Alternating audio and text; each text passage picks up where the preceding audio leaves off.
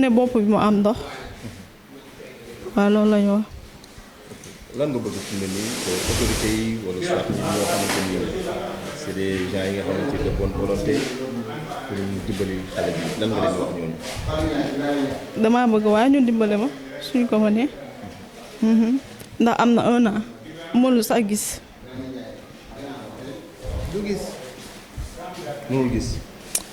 mënul reetaan daal moo tax ma yaakaar ne xanaa mënul gis.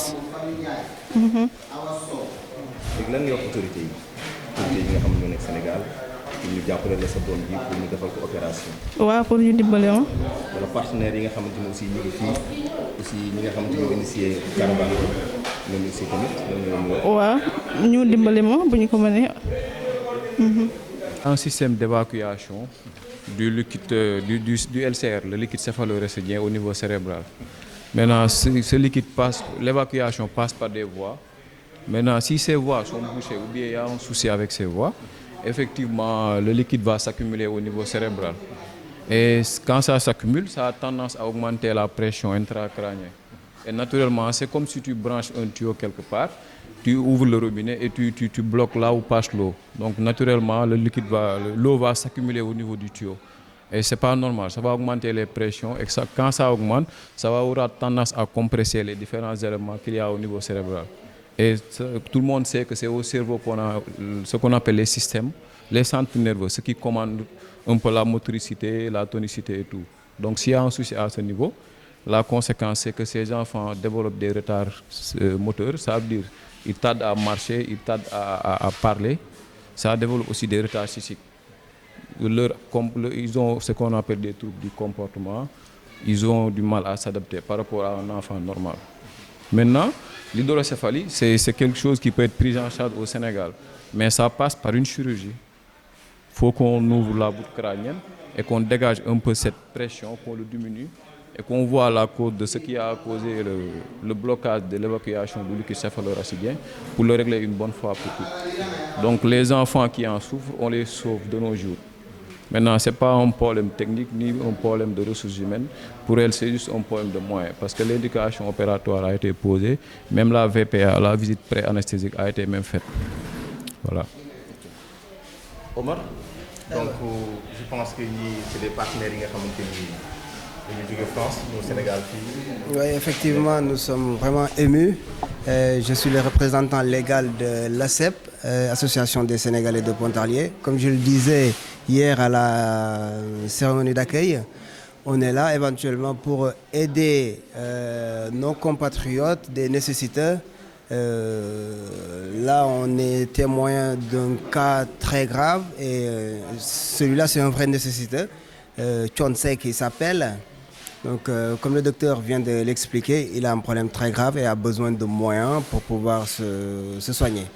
D'où une opération à faire. Donc, on lance un appel à tous les donateurs de l'association et puis de nos sympathisants de faire le nécessaire pour que ce petit puisse jouir de ses facultés physiques. Voilà. Donc, salam alaikum. Man maay président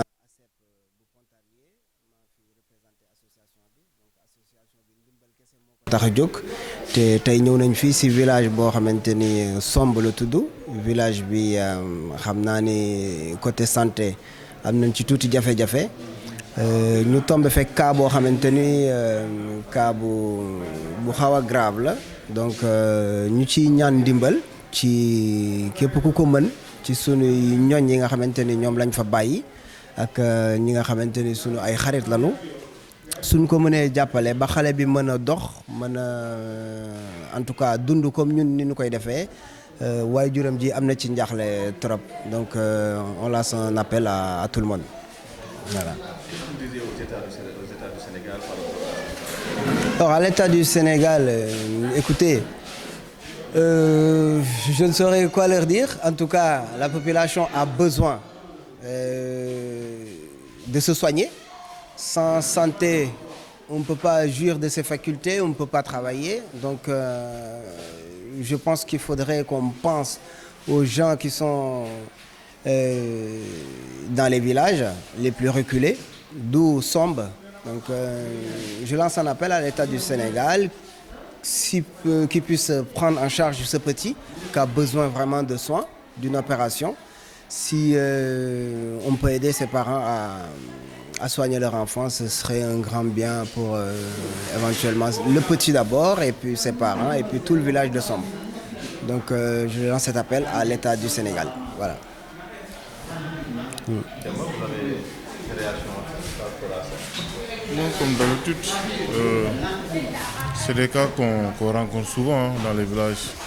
Comme vient le dire le docteur Paul Samba, donc, ne serait-ce que lors de la dernière édition de la caravane, on a référé et pris en charge entièrement 4 enfants malnutris.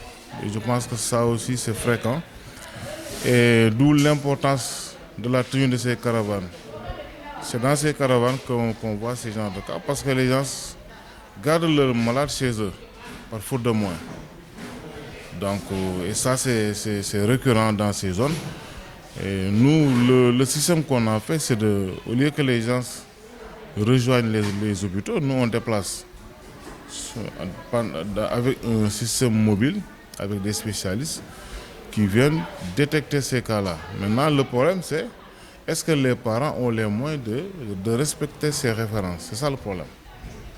Donc, nous lançons appel à tout le monde, comme on a toujours l'habitude de le faire. À chaque fois, on trouve ces cas-là.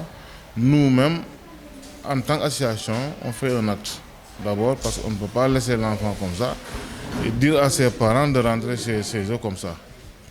Donc, dans les choses, souvent, on fait un acte en attendant d'avoir d'autres bonnes volontés qui puissent réagir par rapport à la prise en charge totale de cet enfant-là.